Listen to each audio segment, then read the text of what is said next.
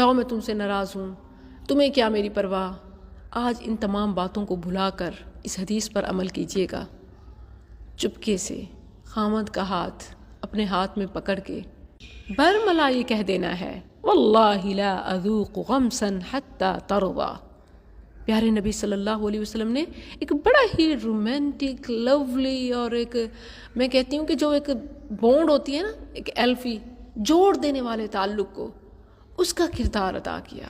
فرما دیا التی اذا غاضبا، جب بھی اس جنتی عورت کا خاوند اس سے ناراض ہوتا ہے، حتی تقع یدها فی ید زوجہا، وہ اپنے خاوند کا ہاتھ اپنے ہاتھ میں ڈالتی ہے اور وتقول، کہتی ہے، واللہ لا اذوق غمسا حتی ترضی، اس وقت تک چین سے نہیں بیٹھوں گی جب تک سرتاج آپ خوش نہیں ہو جاتے۔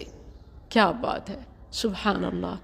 تو یہ پریکٹیکل آج آپ نے ضرور کرنا ہے، ٹھیک ہے، وگرنہ سننے کا ایسے سمجھیں حق ادا نہیں ہوگا تو بات مؤثر نہیں ہوگی، کیونکہ آپ دیکھیں کہ ماہرین نفسیات کی خدمات بھی لے رہی ہوتی ہیں، وکلاء سے بھی مشورے چل رہے ہوتے ہیں، علماء سے بھی رہنمائی لی جا رہی ہوتی ہے، مگر آخری بات پہ جو ہم اڑتی ہیں تو پھر فائدہ نہیں ہوتا، ٹھیک ہے۔ تو یہ جملہ ہی یاد کر لیں، جا کر حدیث سنا دیجیے گا۔ ایک حدیث ہے، واللہ لا اذوق غمسا